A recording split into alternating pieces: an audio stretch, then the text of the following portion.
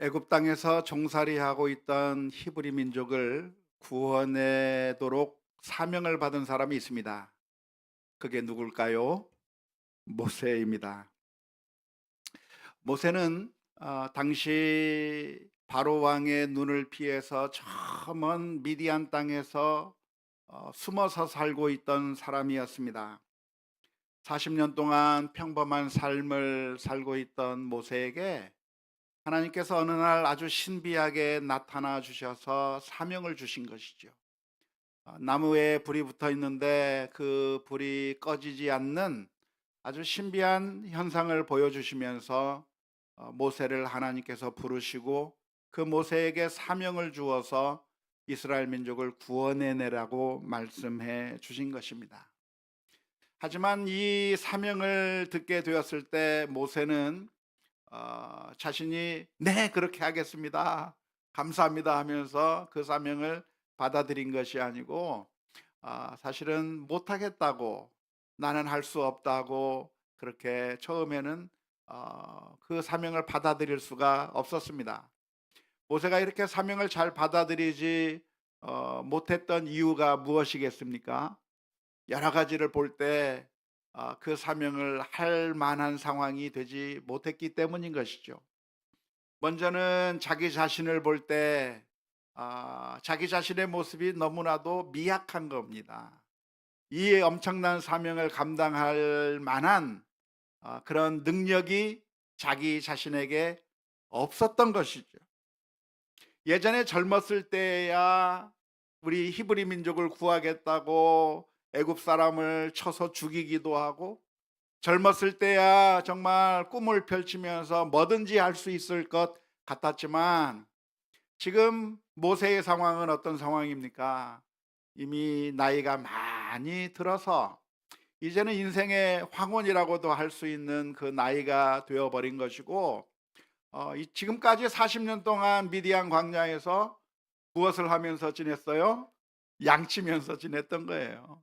사람들을 인도하고 무슨 엄청난 일들을 하면서 지냈던 것이 아니라 그냥 양을 치면서 평범한 삶을 하루하루 먹고 하루하루 살던 모세였기 때문에, 과연 나 같은 사람이, 나같이 이렇게 평범한 사람이 이런 어마어마한 일을 할 수 있을 것인가? 자기 자신을 보았을 때 그 일을 할 수 없다고 생각한 것이라고 생각이 들죠. 뿐만 아니라 이 모세가 내가 이 일을 감당할 수 없겠다고 생각한 이유가 있다고 하면 무엇일까요? 그것은 바로 하나님께서 맡기시는 그 사명이 너무나도 크기 때문에 그래요. 하나님께서 모세에게 맡기신 사명이 양 몇 마리 더 줄 테니까 잘 돌봐라 한 그 정도가 아닙니다.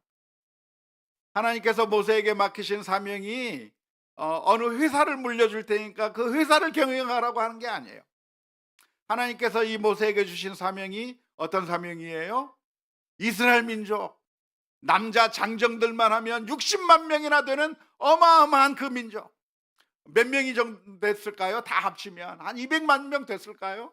어마어마한 그 히브리 민족을 데리고 그들을 애굽 왕 바로의 그 압제 밑에서 건져내서 그 민족을 이끌고 저 가나안 땅까지 인도해내라 라고 하는 이 사명은 너무나도 엄청난 사명이기 때문에 그 일을 감당하기가 어려웠을 거라고 생각이 듭니다. 뿐만 아니라 지금 이스라엘 민족은 어떤 상태입니까? 당시 최대 강대국이라고 할 수 있는 애굽 나라의 노예로서 살아가고 있는 것이죠. 바로 왕이 엄청난 그 군사력과 엄청난 파워를 가지고 장악하고 있는 그 애굽 나라에 가서 바로 왕과 담판을 해서 이스라엘 민족을 건져내는 그 일이야말로 너무나도 감당하기 어려운 일이기 때문에 아마도 이 모세는 이 일을 감당할 수 없다고 이야기할 수밖에 없었을 거라고 생각이 듭니다. 또 못하겠다고 하는 이유를 찾아본다고 하면 또 뭐가 있을까요? 이유가 장반이 많이 있을 겁니다. 아마 이스라엘 민족의 상태를 보았을 때도 이 민족을 이끌어내는 일을 못하겠다 말할 수밖에 없었을 거예요. 왜냐하면 이스라엘 민족이 지금 어떤 민족입니까? 지금까지 노예로 태어나서 노예의 삶을 살고 있던 사람들입니다. 그렇기 때문에 이스라엘 민족은 정신 세계가 노예의 멘탈리티로 가득 차 있는 사람들이에요.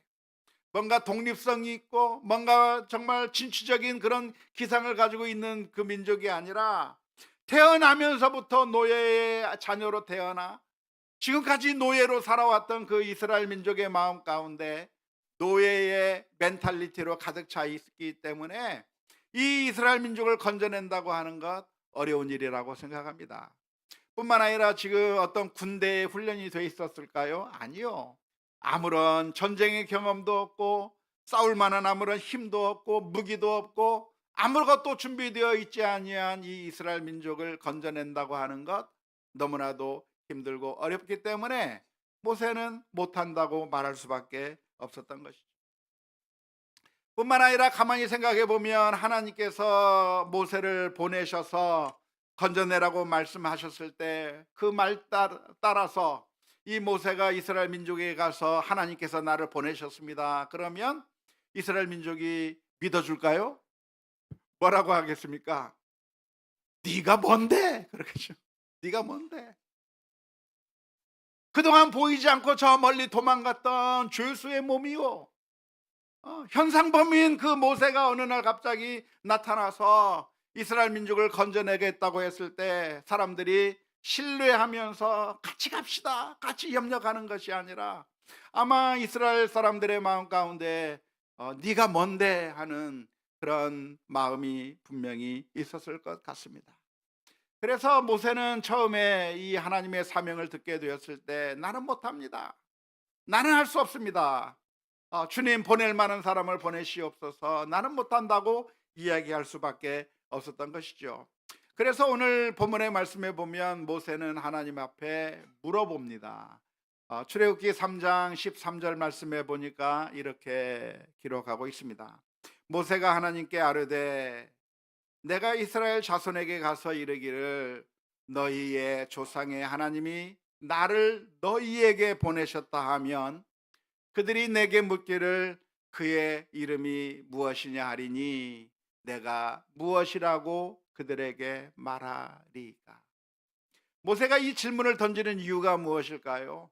내가 직접 가서 그렇게 물어보면 하나님 내가 뭐라고 대답해야 되죠? 라고 궁금해서 물어봤을까요? 궁금했기보다는 아마도 못하겠다고 하는 핑계거리로 이야기한 것 같아요. 내가 가서 이야기하면 누가 널 보냈다고? 도대체 누가 보냈어? 하면서 반발할 것 같은 것을 생각하면서 나는 못 가겠습니다, 나는 할 수 없습니다, 그 말을 하기 위해서 모세가 하나님에게 이렇게 물어봤을 거라고 생각을 합니다. 그런데 그런 질문에 대해서 하나님께서는 아주 친절하게 하나님이 누구신가, 너를 보내는 모세를 지금 이스라엘 민족에게 보내는 그 하나님이 누구인가에 대해서 대답해 주셨습니다. 출애굽기 3장 14절의 말씀에 이렇게 대답하셨습니다. 하나님이 모세에게 이르시되 나는 스스로 있는 자니라. 또 이르시되 너는 이스라엘 자손에게 이같이 이르기를 스스로 있는 자가 나를 너희에게 보내셨다 하라 라고 말씀해 주신 것이죠. 이 하나님의 대답에서 하나님이 어떠한 하나님인가에 대해서 모세에게 알려주고 있는데요, 하나님이 자기 자신의 이름을 뭐라고 불렀어요? 스스로 있는 자다. 우리가 하나님의 이름으로 여호와 하나님이라고 하는 표현을 종종 쓰는데요, 이 여호와라고 하는 말, 이것에 더 정확한 발음이 있다고 한다면 야훼라고 해야 아마 더 정확할 거라고 학자들은 추측하고 있습니다. 그런데 이 야훼라고 하는 말, 여호와라고 하는 말의 의미가 스스로 있는 분이라고 하는 그런 의미예요. 스스로 존재하는 자, 스스로 있는 이라고 하는 의미가 바로 야훼라고 하는 이름이요, 여호와라고 하는 이름인데요, 그 스스로 계신 분께서 너를 보냈다고 대답하라고 말씀해 주신 것이죠.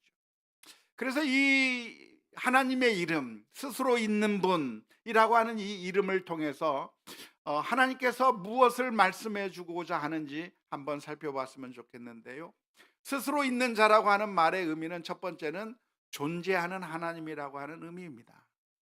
하나님은 존재합니까? 존재하지 않습니까? 존재하는 거예요.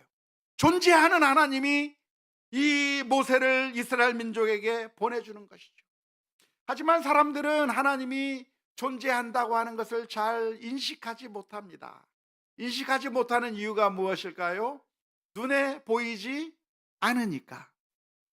우리가 경험할 수 없으니까. 우리의 그 인식으로 볼 수도 없고 만질 수도 없고 영적인 하나님이시기 때문에 보이지 않기 때문에 없나 보다라고 생각하면서 살아가게 되는 것이죠. 하지만 안 보인다고 해서 없나요? 아니죠. 안 보여도 공기가 있는 거 알고 계십니까? 대단하십니다. 공기가 안 보여도 알잖아요.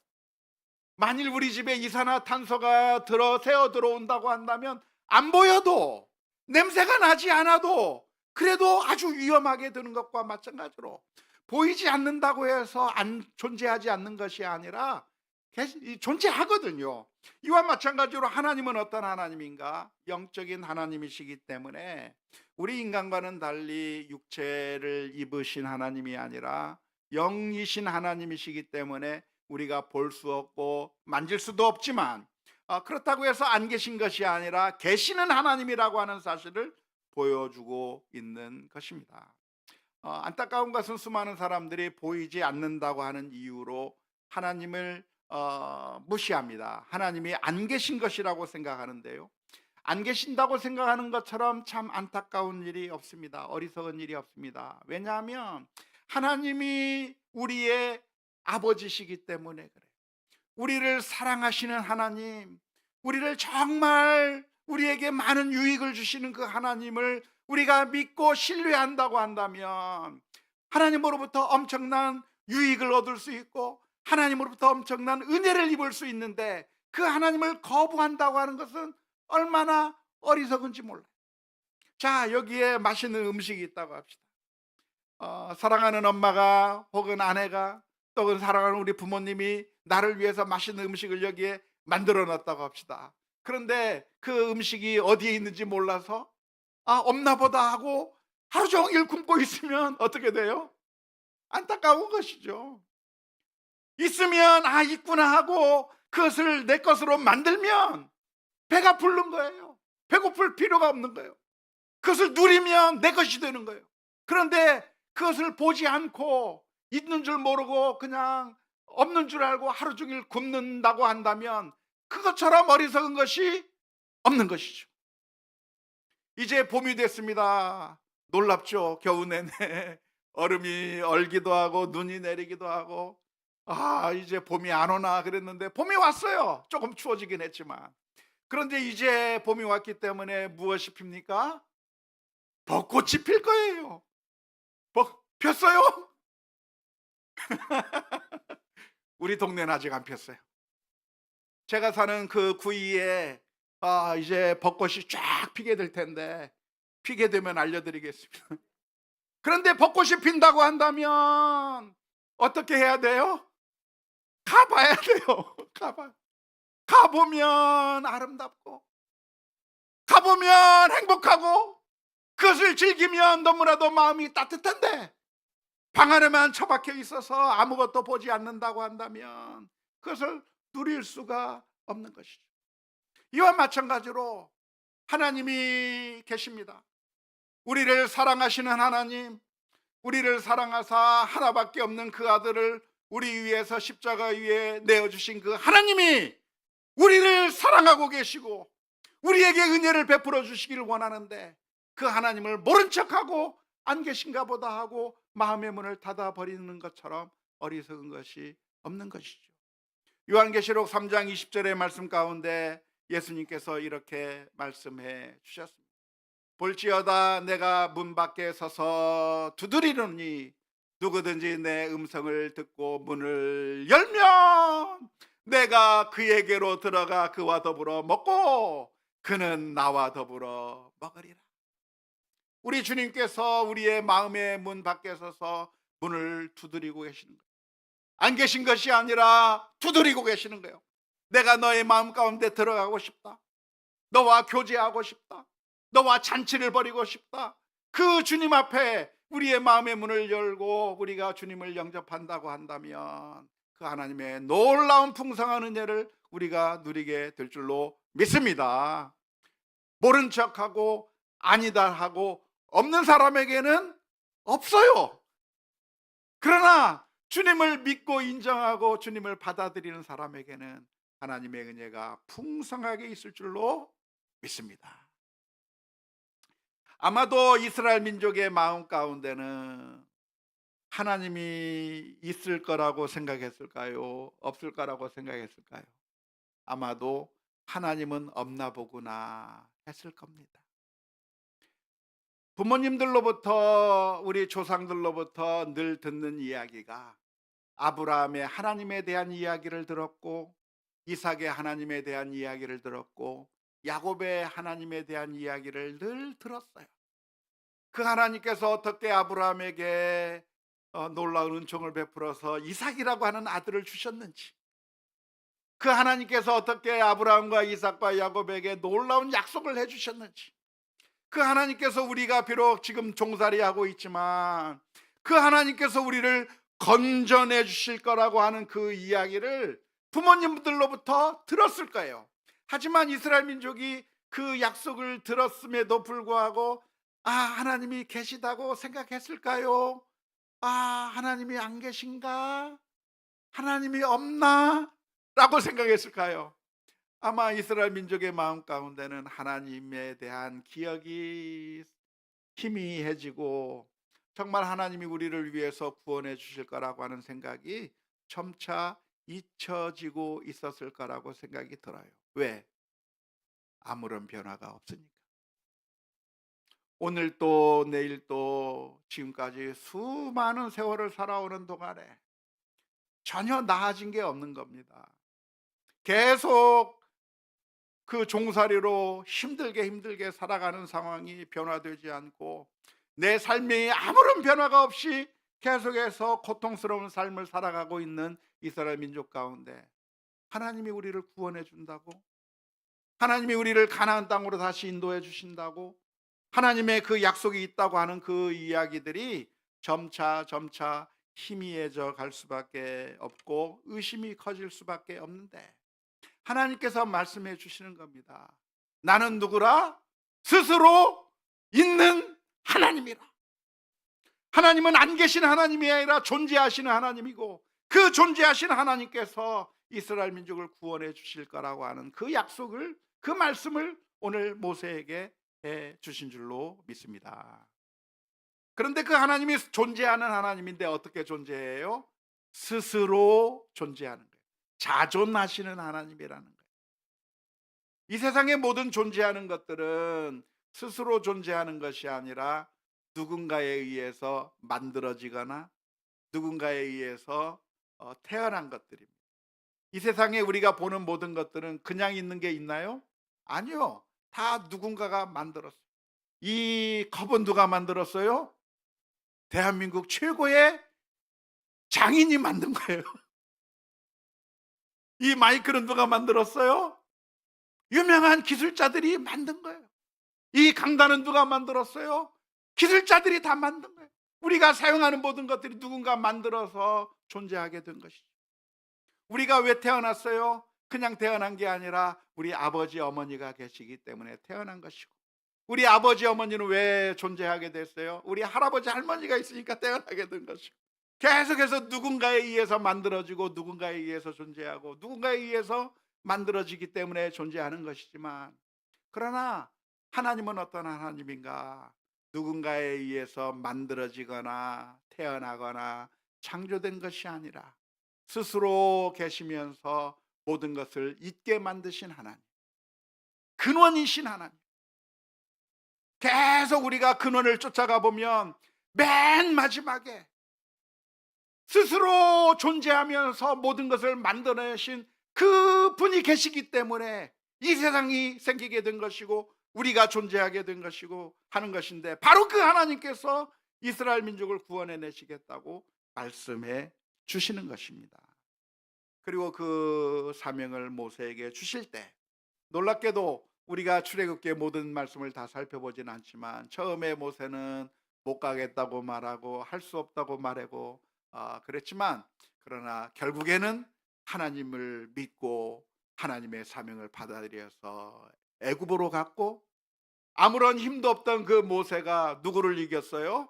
바로 왕과 겨루어서 이기고 이스라엘 민족을 건져내서 결국 그 민족을 이끌고 저 가나안 땅까지 가게 되는 그런 엄청난 놀라운 역사. 하나님이 계시다고 하는 사실을 믿게 될 때, 스스로 계신 하나님이 나를 보내셨다고 하는 사실을 믿게 될 때 이 엄청난 사명을 감당해 낼 수 있었을 줄로 믿습니다. 그런데 오늘 하나님께서는 우리들에게도 사명을 주실까요? 우리들은 사명을 안 주실까요? 주십니까? 믿습니까? 주십니다. 모세처럼 위대한 사명은 아니더라도, 모세가 했던 그 엄청난 사명은 아니더라도 우리 모두에게는 사명이 없는 사람이 없습니다. 아주 작은 일에서부터, 우리 자녀들을 기르는 사명에서부터, 우리 남편과 아내가 서로를 향해서 서로 사랑하고 아끼고 함께 살아가는 그 사명에서부터, 우리가 직장에서 일하고 있는 그 곳에서의 사명에서부터, 우리가 지나가면서 만나는 사람이나 우리가 하는 모든 일들 가운데 사실은 알고 보면 하나님께서 우리에게 다 사명을 주신 것이죠. 학생들을 가르치는 사명이 있습니까? 그것도 사명이에요. 어제 보니까 우리 전도팀이 열심히 전도하면서 아이들에게 복음을 전했는데 그것도 사명이에요. 힘들어하고 어려워하고 있는 사람에게 다가가서 따뜻한 손 한번 잡아주는 것도 사명이에요. 정말 힘들어하는 사람에게 다가가서 따뜻한 등 한번 두드려주고 따뜻한 말 한마디 해주는 것도 하나님께서 우리 모두에게 맡겨주신 사명이라고 하는 것을 믿어야 될 줄로 믿습니다. 때로는 우리가 감당하기 어려운 사명도 주셔요. 너무나도 커서 하나님, 과연 이러한 사명을 우리가 감당할 수 있겠습니까? 나는 감당하기 어렵습니다 하는 사명도 주실 때가 있는데, 원하기는 저와 여러분들이 그러한 사명들을 들을 때 외면하는 것이 아니라 그 사명이 하나님께서 내게 주신 사명이라고 하는 사실을 기억하고, 주여 내가 여기 있나이다, 나를 보내소서, 믿음의 고백을 할 수 있기를 주님의 이름으로 축원합니다. 하나님께서 우리를 보내실 때, 우리에게 사명을 주실 때 하나님께서는 그냥 가라고만 말씀하지 않으십니다. 하나님께서 우리에게 사명을 주시면서 동시에 무엇을 주실까요? 능력도 주십니다. 믿습니까? 모세 같은 사람, 모세를 보내주시는데 그 모세가 엄청난 능력이 있어서 보냈나요? 아니에요. 모세가 지금까지 살면서 별다른 능력이 없어요. 아무것도 할 수 있는 게 없습니다. 그냥 양만 칠 줄 알았어요. 모세가 할 수 있는 대단한 능력이 없었습니다. 하지만 하나님께서 모세를 바로 왕 앞에 보내면서 무엇까지 주셨어요? 기적을 행하는 능력까지 함께 해주셨어요. 지팡이를 던지니까 뱀으로 변하고, 손을 넣었다 빼니까 나병이 발발하고, 또한 바로 왕 앞에서 여러 가지 기적을 대해서 자신의 능력이 아니라 하나님의 능력으로 그 사명을 잘 감당할 수 나올 수 있도록 능력도 함께 주시는 거죠. 이게 하나님의 원리입니다. 이 세상의 원리하고는 다른 것이죠. 이 세상의 원리는 뭡니까? 안 주고 하라는 거예요. 군대에 가니까요, 요즘 군대는 안 그럴 거라고 생각이 듭니다만, 예전 군대에서는 뭐라고 했었냐면 고참이 쫄병을 부릅니다. 김일병 예 하고 하면 1,000원짜리 하나 딱 꺼내주면서 PX 가서 새우깡 사와, 라면도 사고 콜라도 사고 초코파이도 사고 오징어도 사오고, 그리고 500원 남겨와. 요즘은 안 그러니까 그런 군대 걱정하지 마십시오. 제가 군복으로 있을 때였어요. 부대 지원 중대장이 저한테 와가지고 묻는 거예요. 목사님, 저 오살리 순복음 기도원 앞에 그 도로에 옆에 보면은 벽돌이 깔려 있는데요. 목사님, 제가 그걸 좀 퍼가지고 오면 안 될까요? 아니, 왜요? 우리 연대장님이 부대를 좀 깨끗하게 좀 보도블록도 깔으라고 했는데 아무것도 안 주고 깔으래요. 그래서 제가 그러면 안 되죠. 그러면 안 되죠. 남의 거 얘기하고 뭔가 좀 협조하고 얘기를 해야지. 안 된다 그랬는데 그 뒤로 어떻게 됐는지 모르겠습니다. 그런데 하나님은 어떤 하나님? 하나님은 안 주고 내놔라, 아무것도 안 해놓고 너 왜 그거 안 했느냐, 왜 그 사명 감당하지 않았느냐, 아무것도 안 주고 앵벌이 시키는 하나님이 아니라, 하나님은 어떤 하나님이십니까? 보내시면 능력도 주셔요. 믿습니까? 고린도후서 8장 12절 말씀에 이런 말씀이 있습니다.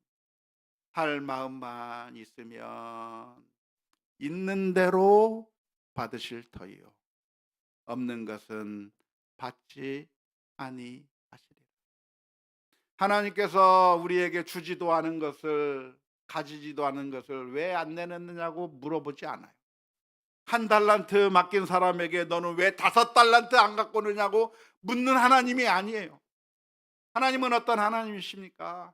우리에게 주시고 감당할 수 있는 힘도 주시고, 사명이 크면 사명이 큰 만큼 능력도 주시고, 하나님께서 우리로 하여금 그 일을 잘 감당할 수 있도록 만들어 주시는 하나님이라고 하는 사실을 믿으면서, 오늘 하나님께서 우리에게 어떠한 사명을 주시는지 늘 고민하는 가운데, 나는 못합니다, 피하고 도망 다니는 인생이 아니라 하나님께서 주신 그 사명 믿음으로 잘 감당해 나가는 우리 모두가 다 될 수 있기를 주님의 이름으로 축원합니다. 무엇이 사명이에요? 사명을 잘 생각해야 되는데요, 우리가 있는 그 자리가 사명입니다. 우리 아이들의 엄마입니까? 그게 뭐예요? 사명이에요. 남편의 자리에 있습니까? 그게 뭐예요? 사명이에요. 아내의 자리에 있습니까? 뭐예요 그게? 사명이에요. 피해서 도망갈 게 아니고, 힘들다고 포기할 게 아니고, 나로 하여금 있게 하신 그 자리는 어쩌다 보니까 재수없이 걸린 게 아니에요. 하나님께서 나로 하여금 그 자리에 있게 만들어 주신 거예요.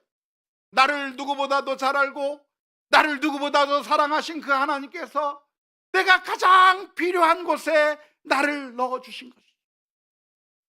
옛날에 어떤 우리 기독교 미랄 선교단에서 나온 글을 보니까 거기에 이런 얘기가 있어요.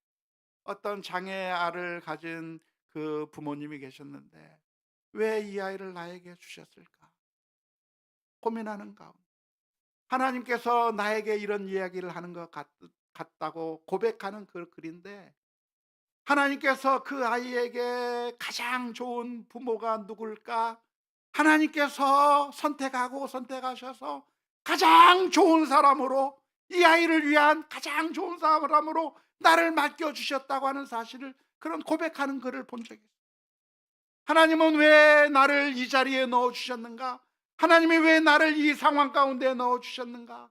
그것은 하나님께서 나를 가장 사랑하시고 가장 적절하게 여기셔서 나를 이 자리에 넣어주셨다고 하는 사실을 생각하면서 그 사명을 믿음으로 감당해야 될 줄로 믿습니다.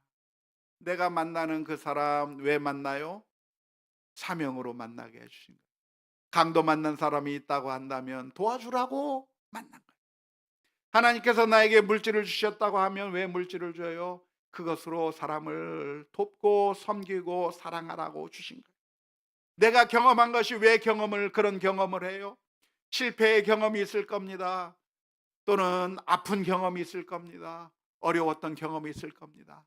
그것들이 쓸데없이 주신 것이 아니라 사실은 그걸 통해서 하나님께서 이루시고자 하는 그런 사명이 있기에 우리를 그런 길로 가게 해주셨다고 하는 사실을 기억하면서 믿음으로 감당해내는 우리 모두가 다 되어야 될 줄로 믿습니다.